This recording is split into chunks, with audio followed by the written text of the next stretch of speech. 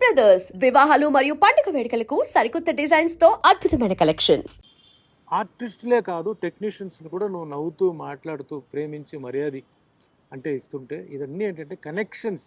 These are all wires to connect to longevity అని చెప్పి నాకు మెసేజ్ చేయాలి. అని ఎప్పుడు రెన్యుమరేషన్ అడగొద్దు. ఓకే, నీ రెన్యుమరేషన్ ఆటోమేటిక్గా నీకు వస్తాయి. నీ రేట్ ఇంత, నాకు ఇంత అంత వీళ్ళు మార్కెట్లో. ఎందుకంటే నీ సినిమా కొన్నవాడు ముందు బాగుపడాలి. నీ ప్రొడ్యూసర్ ముందు ఏంటంటే అమ్మాయి నేను సుమన్తో చేస్తే నాకు డబ్బు మిగిలింది అని ఫీలింగ్ రావాలి. డైరెక్టర్ అనేవాడు సుమన్ వస్తే నాకు టెన్షన్ లేదయ్యా, చెప్పింది చేస్తాడు వెళ్ళిపోతాడు, చెప్పిన డేట్ ప్రకారం వస్తాడు పోతాడు. ఇలాంటిదని నువ్వు సంపాదించుకోవాలి. ఎప్పుడు ఈ రూల్స్ పెట్టుకొని చెప్పాడండి ఫస్ట్ నా టిఆర్ రామన్న గారు. ఈరోజు కూడా నేను అదే పాటిస్తున్నాను. 47 years in a field is not a joke అండి. Yes sir. So many generations, అవును, so many challenges, so many competition. Not one language, 11 languages. Sir. ఇదే సూత్రాలు నేను పాటిస్తున్నాను. నా క్యారెక్టర్ ఐఎమ్ వెరీ స్ట్రిక్ట్. నా క్యారెక్టర్ ఏంటి, నా కాస్ట్యూమ్ ఏంటి, నా పర్ఫార్మెన్స్ ఏంటి, గెటప్ ఏంటి, no vulgarity, no sex, sir, no anti patriotism, దేశానికి విరుద్ధంగా మాట్లాడటం, సార్. కులం మతం. ఎంత డబ్బు ఇచ్చినా నేను చాలా సినిమాలు వదులుకున్నాను.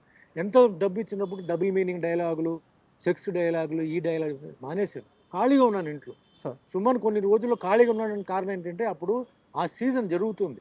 ఓకే, డబుల్ మీనింగ్ డైలాగ్స్తో సినిమా, కామెడీ గీమిడీ అన్నది. నేను పోలా. అప్పటికే అన్నమయ్య సినిమా చేయలా. సార్. అప్పుడుగా మామూలు సుమన్ హీరో. సార్. నేను ఎందుకంటే నేను చాలా కష్టపడి ఒక ఇమేజ్ని సంపాదించుకున్నాను సార్. నాకు ఎవరు బ్యాకింగ్ లేదు. నేను సినిమా ఫీల్డ్కి సంబంధించిన వాడు కాదు. యాక్టింగ్ తెలియదు, ఏమీ తెలియదు. మొత్తానికి భగవంతుడు తీసుకుని పెట్టాడు. తర్వాత నాకు తెలిసిన విషయం ఏంటంటే ఒక శ్రీనివాసుడు క్యారెక్టర్ చేయడానికి పైనుంచి ఆయన నన్ను సృష్టించాడు, నన్ను చేయించాడు అని చెప్పి తర్వాత తెలిసింది నా బుర్రకి. అప్పుడు దాకా నాకు తెలియదు. సార్. సుమన్ ఎందుకు వచ్చాడు ఒక ఫీలింగ్ వస్తే, ఒక శ్రీనివాసుడు క్యారెక్టర్ చేయడానికి ఆ శ్రీనివాసుడు నువ్వే కరెక్టరా నా సినిమా చేయడానికి అని చెప్పేసి నాకు ఆ లైన్ నాకు ఇచ్చి నన్ను తయారు చేసి, ఎందుకంటే ఆ క్యారెక్టర్ చేయడానికి కేవలం మేకప్ వేయడం, పూసుకోవడం, చేయడం కాదండి. ఎంతో త్యాగం చేశావు. కాళ్ళకు చెప్పులు వేయలేదు. 8 నెలలు నేల మీద పడుకున్నాను. 8 నెలలు ఉదయం 3 గంటలకు లేచి 5 గంటలకి అన్నపూర్ణ స్టూడియోలో మేకప్ వేసి ఇట్స్ ఆన్ రికార్డ్. సార్. చలి ఎండ అన్నిటికీ చేశాను. సరే ఇవన్నీ పక్కన పెట్టండి. ఆ సినిమా రిలీజ్ అయిన తర్వాత పెద్ద హిట్ అయిన తర్వాత president of India Shankar Dayal Sharma గారితో పక్క పక్కనే కూర్చొని సినిమా చూసే భాగ్యం నాకు ఆ దేవుడు ఇచ్చాడు.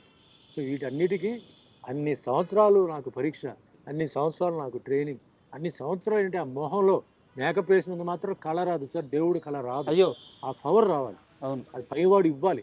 అది ఇచ్చాడు, చేశాడు. సో నేను ఆ రూట్లో నేను ఎప్పుడు ఆలోచిస్తుంటానండి.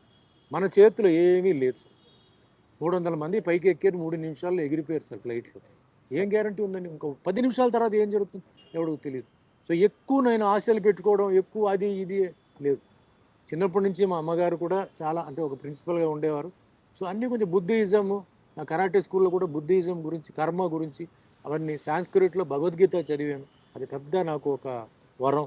లైఫ్ అంటే ఏంటి అని మా అమ్మగారు నేర్పించే అంటే నేర్చుకోమని చెప్పింది. సో అట్లా నా లైఫ్ మిగిలిన వాళ్ళలాగా కాదండి. Sir. Came up the very hard way. Challenges అందరికీ ఉంటాయి. నేను కూడా ఏదో ఒకటే పోరాడేని కాదు. ప్రతి ఒక్కరి ఛాలెంజ్ వేరే వేరే స్టైల్లో ఉంటుంది, వేరే వేరే ప్రశ్నలు ఉంటాయి. అంటారు కదా, never copy the neighbours answer paper. అప్పుడు ఆయన క్వశ్చన్స్ ఆర్ వాళ్ళ లైఫ్ వేరే. Comparison, no comparison. నేను ఎప్పుడు నాతో పాటు కాదు, నా కింద ఉన్న వాళ్ళతో కంపేర్ చేస్తాను. భగవంతుడు నాకు ఇది ఇచ్చాడు, ఇది మనం కాపాడుకోవాలి. ఎవడేం చెప్పినా నాకు అనవసరం. నేను చేసేది రైటా రాంగా సార్. తర్వాత ఎవరినైనా నేను ఒకవేళ ఏదైనా అనేస్తే తర్వాత వెళ్ళిపోయి నేను క్షమాపణ అడిగితే అనలా. ఒకవేళ అని ఉంటే నాకు అనిపించింది ఇట్లా, సారీమ్మా ఏదో మూడ్లో అలా చెప్పాను, వేరే ఏం కాదని చెప్పి నేను క్షమాపణ, నాకన్నా కింద స్థాయిలో ఉన్నవాడు కూడా నేను క్షమాపణ అడిగిన రోజులు ఉన్నాయి. ఇవన్నీ ఏంటంటే లైఫ్లో నాకు ఎక్స్పీరియన్స్తో, మా అమ్మగారిది, మాకు కొంచెం ఇలా ఫిలాసఫికల్గా కొన్ని టీచర్స్ వాళ్ళతో నేను నేర్చుకుని అంటే టైం ఇది వేరే. అంతేకాదు నేను టైంని 200% నమ్ముతున్నాను సార్. టైంని, మీ కష్టాన్ని sir. It is time sir. Next మన కష్టం సార్. కష్టపడింది ఎప్పటికీ పోదు సార్. సార్. అది ఏదో ఒక టైంలో మనకు ఆ ఫలితాలు వస్తాయి సార్. అండ్ యాక్చువల్గా నా క్వశ్చనరీలో లేదు, మీరు భగవద్గీత టాపిక్ తెచ్చారు కాబట్టి నేను ఒక క్వశ్చన్ అడుగుతున్నాను. ఇప్పుడున్న యంగ్స్టర్స్ ఎవరైతే ఉన్నారో, ఈ తరం పిల్లలు భగవద్గీత చదవడం కాదు కదా, కంటితో కూడా చూడట్లేదు, తల్లిదండ్రులు నేర్పించట్లేదు. పాఠశాలల్లో కానీ కాలేజీల్లో కానీ పాఠ్యాంశంగా కూడా లేదు. ఒక మనిషి జీవితం మొత్తానికి అవసరమైన సారాంశం ఉన్న పుస్తకం దేవుడి గదిలో ఒక మూల ఉండిపోతుంది. ఈ తరానికి ఏం చెప్తారు సార్ భగవద్గీత? సో లైఫ్ అంటే ఇది మెచ్యూరిటీ, ఎక్స్పీరియన్స్ అంటారు సార్. రెండు విషయాలు ఉన్నాయి. చాలామంది కన్ఫ్యూజ్ అవుతారు. మెచ్యూరిటీ ఏజ్తో వస్తుంది సార్, ఎక్స్పీరియన్స్కి ఏజ్ అవసరంలా. చిన్న వయసులోనే మెచ్యూరిటీ అంటే చిన్న వయసులోనే ఘటనలు సంఘటనలు జరగడం అది అవును. ఎక్స్పీరియన్స్ అవుతుంది. అవును కొందరికి చిన్న వయసులోనే కొన్ని ఎక్స్పీరియన్స్ రావడంతో లైఫ్ని అప్పుడే వాళ్ళు నేర్చుకుంటున్నారు. వాళ్ళు వాట్ ఈజ్ లైఫ్ వాళ్ళకి తెలుసు. సో లైఫ్ను వాళ్ళు నేర్చుకుంటున్నారు. కొందరికి ఏంటంటే టైం పడుతుంది. కొందరికి ఏంటంటే కొంచెం సుఖం ఉండడంతో వాళ్ళకి ఆ కష్టాలు ఏంటో తెలియదు. సో కొందరు ఏంటంటే కష్టాలు చూసి లైఫ్ని ఎక్స్పీరియన్స్ చేసి వాళ్ళు బ్యాలెన్స్డ్గా ఉంటారు. ముఖ్యంగా బాగా కోటీశ్వరులు పిల్లలు ఉంటారు.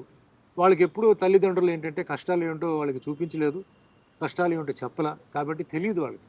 సడన్గా ఒక ప్లేస్లో వాళ్ళకి ఒక డౌన్ఫాల్, సడన్గా ఒక ప్లేస్లో ఏదైనా జరిగిందంటే అప్పుడు ఆ కష్టం తెలుస్తుంది. అప్పుడు ఇట్స్ టూ లేట్. తర్వాత అడ్వైజ్ మీరు ఎవరు ఇచ్చేదండి లైఫ్లో? Who is the person to give you advice అండి? వాళ్ళకి ఏ ఎక్స్పీరియన్స్ ఉందండి? వాళ్ళకి 200% ఎక్స్పీరియన్స్ ఉందా? వాళ్ళకు ఉన్న ఎక్స్పీరియన్స్తో మీకు వాళ్ళు అడ్వైస్ చేస్తారు. ప్రపంచంలో ఉన్న మొత్తం ఎక్స్పీరియన్స్ వాళ్ళకి లేదు, సార్. నాలెడ్జ్ వాళ్ళకి లేదు.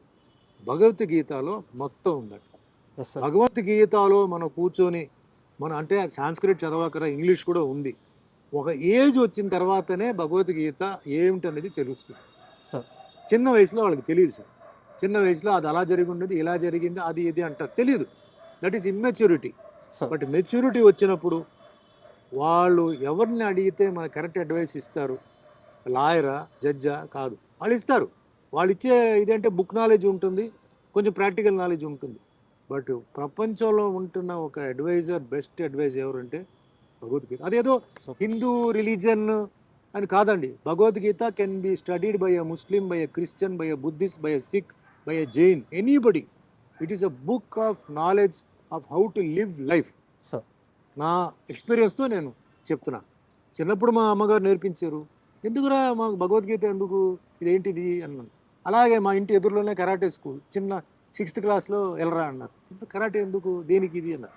మెల్లిమెల్లిగా కరాటేలో ఉన్న బెనిఫిట్స్, మన ఫిజికల్ ఫిట్నెస్ ఎలా ఉంటుంది, మెంటల్ ఫిట్నెస్ ఎలా ఉంటుంది, బాడీ కండిషన్ ఎలా ఉంటుంది, అలాగే ఒక బ్లాక్ బెల్ట్కి వచ్చేటప్పుడు దాంట్లో ఉన్న విషయం తెలుసుకున్నాను.